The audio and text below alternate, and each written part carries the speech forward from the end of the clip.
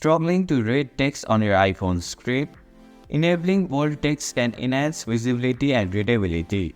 Hi, I'm Siok from Online Help Guide, and in this video, I'll show you how to enable bold text on your iPhone. So let's get started. First, open the Settings app. Scroll down and go to the Accessibility settings.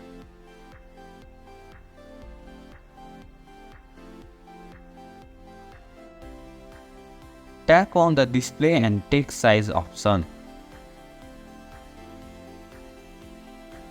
Finally, tap on the toggle switch right next to the bold text option to turn it on.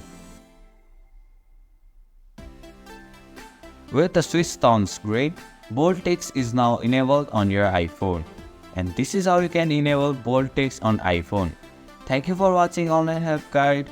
Hope this video was helpful. If it was, then hit the like button and comment down if you have any questions or feedback. Also, if you are new to our channel, please subscribe and hit the bell icon so that you don't miss our upcoming videos.